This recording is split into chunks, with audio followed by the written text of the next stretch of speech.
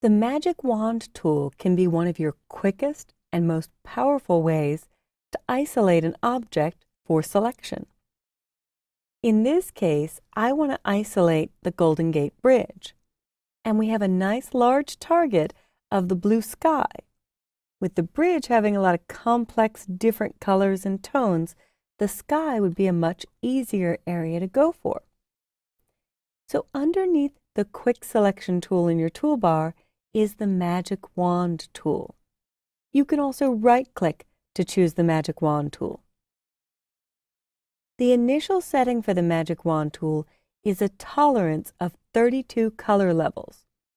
And color levels are all the shades or colors in an image, and they go from 0, being none, to 255 being all colors. So you can imagine where 32 falls. You can imagine it better if you click once in the upper right corner. And this grabbed 32 colors that were close to the blue I clicked in the upper right corner.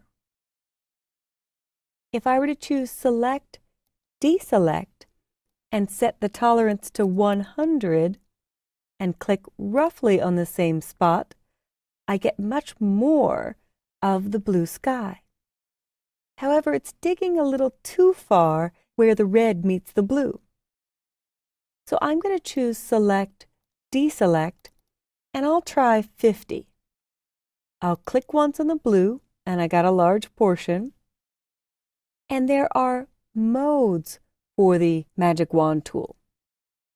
The default setting is always start a new selection when I click. So when I click here, it turns the previous selection off. When I click here, it turned the top selection off. But there was color levels that were overlapping because my tolerance is pretty high at 50. I can choose Add to Selection to keep adding blue sky or this light, almost white where blue meets, and I have most of the top of the sky. Now I want to get all the blues in between the bridge, and that would be very difficult to click every single spot in between. So that's when there's a handy feature called Select Similar. Select Similar grabs non-touching areas and grew quite a bit into all the areas here, maybe a little too much there. So I'm going to choose Edit, Undo, and I can lower the tolerance to something like 20. These numbers are just numbers you should experiment with on your own, because tolerance is tied directly to Select Similar. And it grabbed more detailed areas, but not a large amount.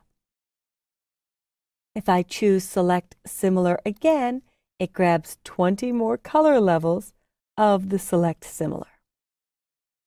And if I want to keep it in the same range, Select Grow will grab only touching areas. So it wouldn't go into these because I hadn't gotten those in the beginning. I'll grab a little bit of the underneath just by clicking, and I'll try Select Similar one last time. Now I've got most of the sky, and what I want to do is select the inverse or the opposite to narrow it to just the bridge and the mountains. And here's a very cool, handy little trick.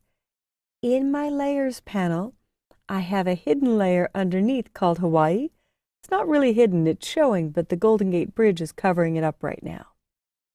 So although this won't be perfect, it's just an illustration of what you can do with selections, specifically the Magic Wand. So I'm going to click once on the icon at the bottom of the Layers panel that says Add Layer Mask, and it hid all the blue sky and put the Golden Gate Bridge right on top of this waterfall in Hawaii. And to make the blending look a little bit better so I don't see halos here, I could try a blending mode like Multiply, which burns the colors in and picked up some of the shading of the grass, so it just makes it look surreal, which is what I'm going for, not completely realistic. So I hope you've seen how the Magic Wand tool works, and I hope you experiment with tolerance. To review, select Similar grabs non-touching colors within the same tolerance range, and select Grow grabs touching colors within the same tolerance range.